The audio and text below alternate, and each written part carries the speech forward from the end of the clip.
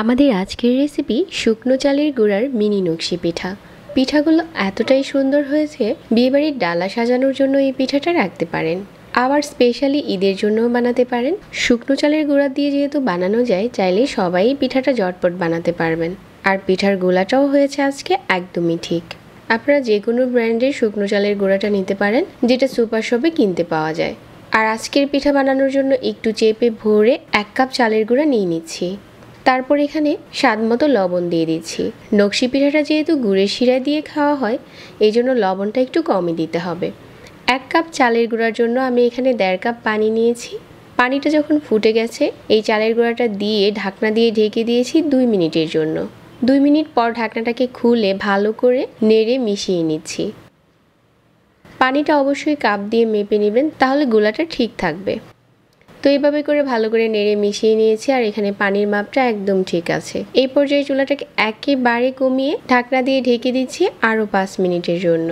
নকশি পিঠার গোলাটা একটু সিদ্ধ করে তারপর পিঠাটা বানাতে হয়, তো এখানে গোলাটা পুরোপুরি সিদ্ধ হয়ে গেছে।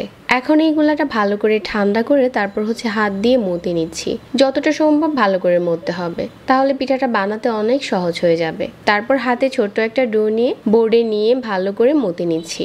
মতে নেওয়ার পর একটা ছোট সাইজের রুটি তৈরি করে নিচ্ছি। এই রুটিটা কিন্তু একটু মোটাই হবে, পাতলা রুটি হবে না। আজকের পিঠাগুলো এরকম ছোট করে বানাবো। পিঠা বানানোর সুবিধার্থে আমি একটা ফয়েল পেপারের উপরে রেখে দিয়েছি। তারপর মাঝ বরাবর কৌটার ক্যাপ দিয়ে দাগ কেটে নিয়েছি। আর আজকের সবগুলো পিঠা আমি একই সাইজে বানিয়ে নেব। এই ডিজাইনটা একদমই সহজ, আবার দেখতেও সুন্দর হয়। এখন সাইড থেকে কেটে নিচ্ছি।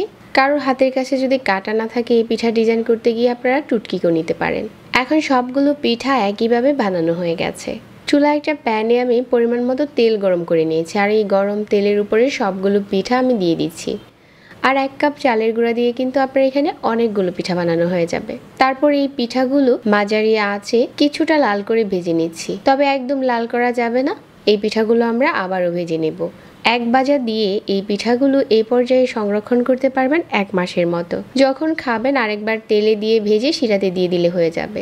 আর আজকের পিঠার শিরাটা আমি 1.5 কাপ গুড় আর 1/2 কাপ পানি দিয়ে ভালো করে ফুটিয়ে নিয়েছি, আর কিছু গরম মশলা দিয়েছিলাম। আমাদের শিরাটা এখন কুসুম গরম আছে। আর যে পিঠাগুলো আমি 1 ভাজা দিয়েছিলাম, এগুলো এখন আবারও ভেজে নেব। মিডিয়াম আঁচে তেল গরম করে নিয়েছি, আর মাঝারি আঁচে আরো কিছুক্ষণ ভেজে নিচ্ছি। পিঠাটা যাতে খুব বেশি লাল হয়ে না যায়, ওই ব্যাপারটাও লক্ষ্য রাখতে হবে। কালারটা যখন ঠিক এই পর্যায়ে এসেছে, গরম পিঠাগুলো তেল থেকে উঠিয়ে সাথে সাথে শিরাতে দিয়ে দিচ্ছি, আর ভালো করে শিরাটা টেনে নিচ্ছে। শিরাটা কিন্তু অনেক বেশি পাতলা আবার অনেক বেশি ঘন না। এখন ভালো করে শিরা স্যুপ হয়ে গেছে পিঠাগুলোর উপরে। যে কোনো কৌটোতে ভরে রেখে দিতে পারেন 1 মাসের জন্য। আর এই পিঠাটা সাজানোর পর দেখতে দারুণ লাগে। সবচাইতে সহজ ডিজাইনের আজকের এই পিঠাটা শেয়ার করেছি, আর শুকনো চালের গুঁড়া দিয়ে। চাইলে ঝটপট এই পিঠাটা যারা কখনো পিঠা তৈরি করেননি তারাও বানাতে পারেন। আশা করছি আমাদের আজকের রেসিপি সবার কাছে ভালো লেগেছে। এরকম আরো সহজ কিছু রেসিপি পেতে চাইলে চ্যানেল সাবস্ক্রাইব করবেন আর পেজ ফলো করবেন। সবাইকে ধন্যবাদ জানিয়ে আজকে এখানেই বিদায় নিচ্ছি। আল্লাহ হাফেজ।